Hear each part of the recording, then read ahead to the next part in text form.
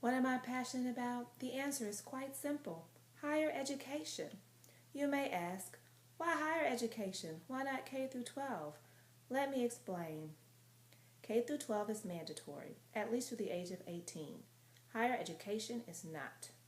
I've encountered many students who are done with school once they receive their high school diploma or GED.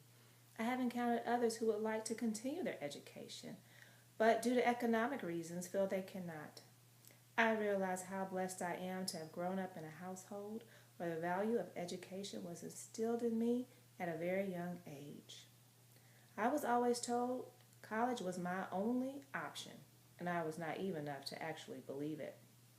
My passion for higher education is not driven by four-year institutions or the potential for degrees earned, even though that's where I started. I have a huge respect for community colleges. 13 years ago, I started a career in the information technology department at a community college. In those 13 years, I have learned exactly what a community college means to its namesake, the community. Dr. Jill Biden has been a great champion of community colleges. Dr. Biden sums up my enthusiasm with community colleges in an interview with the National Education Association. Dr. Biden states, I have welcomed students to my classroom from a wide variety of educational, economic, and cultural backgrounds, and I have seen how the community colleges offers them the same path of opportunity.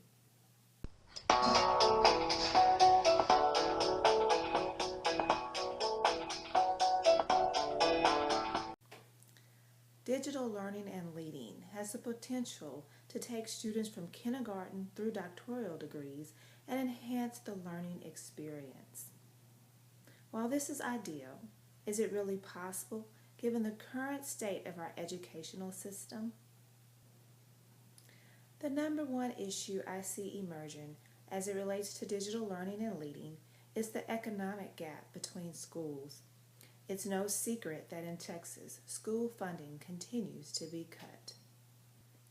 I am aware of collegiate elementary schools with BYOD, bring your own device, and I am also painfully aware of high schools without adequate computer labs.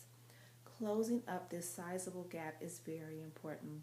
Those high school students without experience with technology might start to gain a fixed mindset and believe higher education is not within their reach.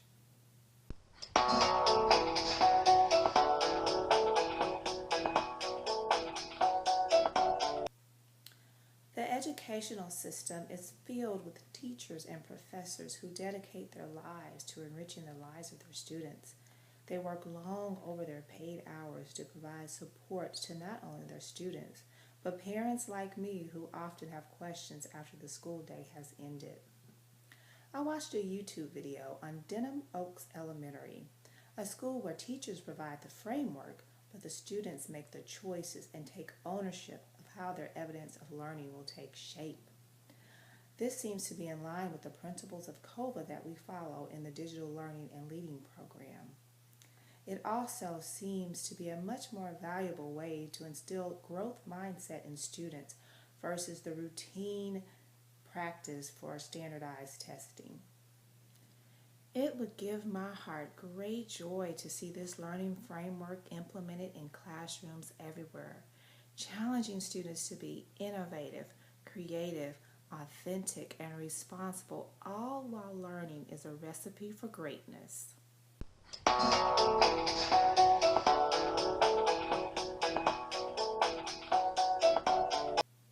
I've talked about my passion for community colleges, the issues I see as it relates to digital learning and leading, and how I would love to see the traditional classroom and the emphasis placed on standardized testing evolve to more of a growth mindset COVA approach.